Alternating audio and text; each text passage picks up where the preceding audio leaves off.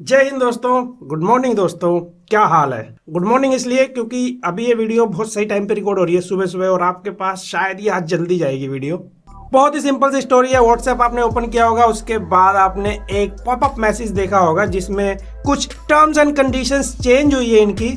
अगर आप Android use करते हैं तो यहाँ पे नोट नाउ और एग्री का ऑप्शन आ रहा होगा, बट आईफोन में सिर्फ एग्री करना है, नोट नाउ का ऑप्शन नहीं है। और अगर आप प्राइवेसी पढ़ने की कोशिश करेंगे, काफी लंबी सी एक चिट्ठी है, इसको आप लाइक पढ़ सकते हैं।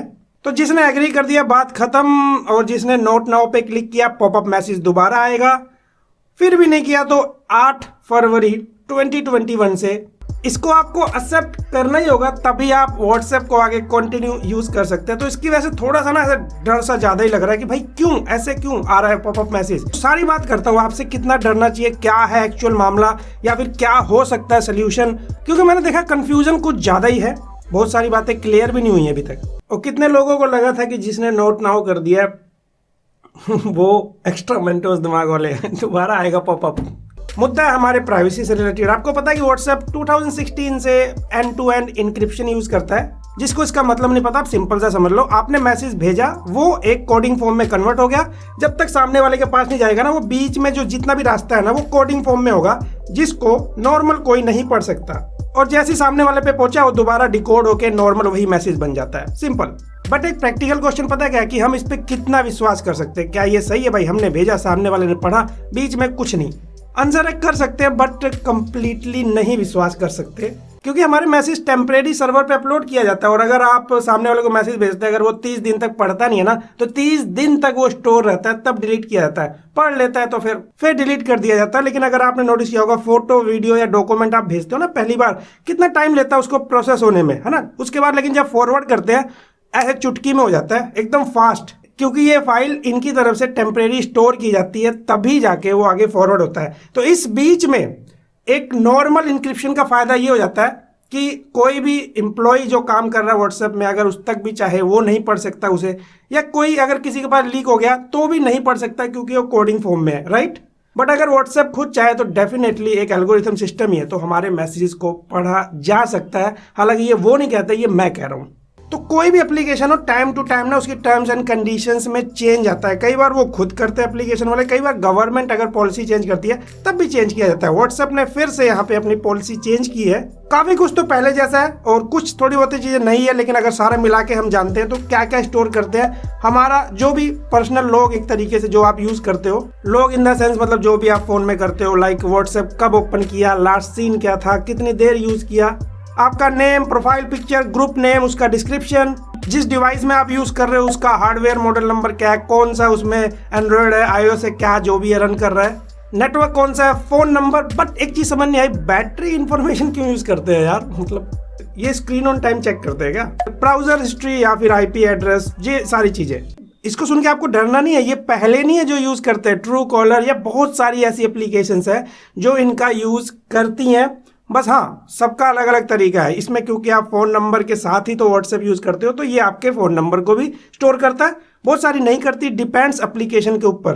बाकी आपके डिवाइस की जो काफी सारी चीजें इसलिए स्टोर की जाती है ताकि वो उस सॉफ्टवेयर को उसके हिसाब से ऑप्टिमाइज किया जा सके, है ना। तभी तो होता है ना अलग अलग सारे फोन में वो क्यों सही से काम करता है। मैं इसको फेवर नहीं कर रहा हूं, बस कहीं ना कहीं ये जो चीजें सुन के ना डर गए इंस्टेंट, जिन्होंने पहले टर्म्स एंड कंडीशन चीजें नहीं पढ़ी है किसी एप्लीकेशन की, तो मैं थोड़ा सा बता रहा हूं। उसके बाद आपकी लोकेशन हो, आप किसी को ऐसे लोकेशन शेयर करते हो ना, वो भी उठाएगा। व्हाट्सएप पे अगर आप यूज करते हैं, पर्सनली मैं गूगल पे यूज करता हूँ, फ्री प्रमोशन और तो आपके ट्रांजैक्शन हिस्ट्री या जो भी पेमेंट हिस्ट्री है वो सब स्टोर करता है। व्हाट्सएप बिजनेस अगर आप यूज करते हैं, थोड़ा ज्यादा टेंशन वाली बात है। आपके जो भी बिजनेस चैट्स हैं या ये थर्ड पार्टीज के साथ शेयर किया जा सकता है, क्योंकि बिजनेस का ही तो मुद्दा है। तो ये सारी बातें ना एकदम से कुछ नई नहीं है। गूगल तो इससे भी ज्यादा हमारे जो पर्सनल चीजें हैं उसको स्टोर करता है, बट अभी गूगल पे भी आऊंगा, एक लाइन में आंसर दूंगा।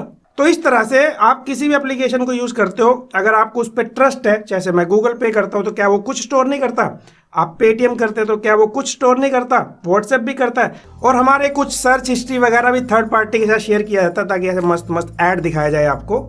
जैसे मैंने कुछ दिन पहले बैग क्या सर्च कर लिया, अभी आज की डेट में मुझे हर वेबसाइट पे, इवन पता नहीं कहाँ यूट्यूब पे भी बैग के ही ऐड आते हैं। तो ये कुकीज यूज करते हैं, आपकी हिस्ट्री यूज करके मतलब चीजें शेयर की जाती है, बिजनेस का तरीका है। तो यहाँ से सारी कहानी अब नई वाली क्या शुरू होती है कि व्हाट्सएप ने क्लियर कह दिया कि भाई फेसबुक के ही अंडर आता है, फेसबुक इसके पापा एक तरीके से, और फेसबुक चोर है। आपको पता है कि अगर किसी भी बड़े प्लेटफॉर्म की लिस्ट में नाम आता है फेसबुक का, और अगर उस पर प्राइवेसी की बात होती है ना, तो सबसे कम विश्वास उसी पे कर सकते हैं।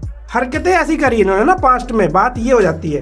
तो व्हाट्सएप का कहना है कि आपके जो भी ये जो पर्सनल डिटेल्स हम लेते हैं ना, जो मैंने बताया, ये सारा का सारा हम फेसबुक के साथ शेयर करेंगे और इसी को आपको एक्सेप्ट करना है। इवन फेसबुक प्रोडक्ट जैसे कि इंस्टाग्राम वगैरह होता है ना, जो भी फेसबुक के अंडर आते हैं, फेसबुक जिसके साथ काम करता है उनके साथ फेसबुक भी शेयर कर सकता है। पहले तो व्हाट्सएप के टर्म्स एंड कंडीशन आपके ऊपर लागू होंगे, फिर जो सर्विसेज आप फेसबुक का यूज करें एक तरीके से, जो कनेक्शन है, फिर वहां पे फेसबुक की सर्विसेज लागू हो जाएंगी। नहीं समझ में आया? जैसे आप अपना बैकअप क्या करते हो, iCloud या फिर गूगल ड्राइव में स्टोर करते हो ना, तो वहां पर क्या होगा, व्हाट्सएप की टर्म्स एंड कंडीशंस लागू नहीं होंगी, गूगल और iCloud की टर्म्स एंड कंडीशंस भी लागू हो जाएंगी, जो भी है। तो इस तरह से सारा झोल है एक तरीके से। हालांकि एक चीज बताता हूँ आपको, यहाँ पर ये बिल्कुल नहीं कहा गया है कि जो आपके चैट है ना, जो आप बात करते हो या किसी को वॉइस मैसेज भेजते हो, ये स्टोर किया जाएगा कि नहीं किया जाएगा, क्योंकि अभी भी एंड टू एंड इंक्रिप्शन जो सर्विस है वो तो यूज कर रहे हैं ना, यानी कि आपके मैसेज टेम्परेरी स्टोर होंगे फिर डिलीट कर दिए जाएंगे। ये ऐसा पॉइंट है जो किसी को क्लियर नहीं है कि इसको किस लेवल तक ये लोग हरकतें करने वाले हैं। तो ये सारी चीजें क्यों स्टोर कर रहे हैं? ताकि सिंपल सी बात है ना, ऐड चलाया जाएगा, आपके फेसबुक प्रोफाइल पे ऐड आ सकते हैं, इंस्टाग्राम पे ऐड आ सकते हैं, जो भी फेसबुक प्रोडक्ट है, इवन फेसबुक आगे भी शेयर कर सकता है जिनके साथ काम करता है। तो it's a pure gold business. हालांकि यहाँ पर व्हाट्सएप ने नहीं कहा कि हम आपको ऐड देंगे, लेकिन ऐसा थोड़ी सी हरकत कर दी है। लिखा हुआ है कि अभी कोई इरादा नहीं है, बट फ्यूचर में ऐसा कुछ हुआ तो हम अपडेट कर देंगे अगेन पॉलिसी को। तो सबसे बड़ी टेंशन वाली बात यहाँ पर यही है कि ये फेसबुक जैसी कंपनी जिस पे हम विश्वास सबसे कम कर सकते हैं, वहां पर डाटा जा रहा है। बस ये सबसे बड़ी टेंशन वाली बात है, आप ये कह सकते हो। अब जैसे मैंने गूगल का कहा ना, गूगल क्या होता है, गूगल पे हमारे सबसे ज्यादा डाटा है। आप फोन में जाओगे ना, बिना पूछे सारी परमिशन इसने ऑटोमेटिक ले रखी है, बिना आपसे पूछे, बिना आपको बताए। बट गूगल का क्या है, मैं आपको बताता हूँ। जैसे जो बड़ी कंपनी होती है ना, गूगल एक बहुत बड़ा प्लेटफॉर्म है। मैं यूट्यूब पे आप वीडियो देख रहे हो, ये भी अंडर गूगल ही आता है। तो ये डाटा लेते हैं, लेकिन उस डाटा को, पर्सनल डाटा को सेव करने के लिए, सिक्योर करने के लिए, उसके लिए बहुत ज्यादा इन्वेस्टमेंट भी करते हैं। तो जैसे फेसबुक हमारे डेटा को उठाता है, कोई चाइनीज कंपनी हमारे डेटा को उठाती है, हम उन पे इतना ट्रस्ट नहीं कर सकते जितना कि गूगल पे कर सकते हैं, राइट? इस तरीके से गूगल से हम बच नहीं सकते और गूगल पे हमें ट्रस्ट करना पड़ता है, और मुझे भी है। अब यहाँ पे एक आपको लॉजिकल चीज बताता हूँ। हमें लगता है ना कि हाँ ये गलत हो रहा है, ये गलत हो रहा है, ये तो सही बात है, ये मैं एग्री करता हूँ। बट ये कोई भी कंपनी हो, ये सिर्फ बिजनेस करना जानती हैं, और जब भी कोई टर्म्स एंड कंडीशन आती है ना, वो अंडर गवर्नमेंट, हर कंट्री के जो अपने अपने लॉज होते हैं ना, उसी को फॉलो करती हैं, तभी वो अप्रूव होती हैं। यानी कि इस चीज को कौन रोक सकता है? इंडियन गवर्नमेंट चाहे तो रोक सकती है। अब इसमें पॉलिटिक्स मत ले आना प्लीज। अभी आप सोचो कैसे, एप्पल है, इन्होंने डब्बे के अंदर से क्या निकाल दिया ना, चार्जर, ईयरफोन।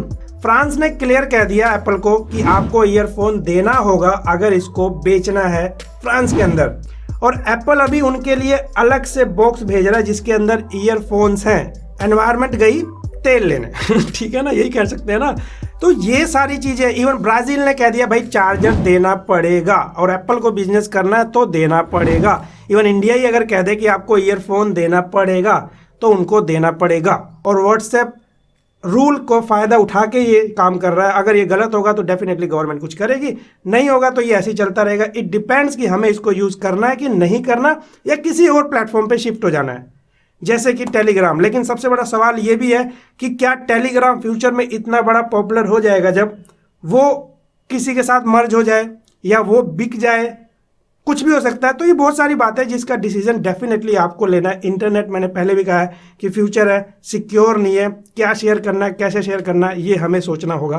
तो अगर आप दूसरे प्लेटफॉर्म पे शिफ्ट हो सकते हैं, डेफिनेटली हो जाना चाहिए। मैंने सब बता दिया आपको कि क्या सिस्टम कैसे काम कर रहा है। आई होप कंफ्यूजन क्लियर हुई होगी और वीडियो पसंद आई होगी। इस वीडियो को शेयर जरूर करना और व्हाट्सएप पे ही करना और नए हैं चैनल पे सब्सक्राइब जरूर करना। मैं मिलता हूँ आपसे अगली वीडियो में।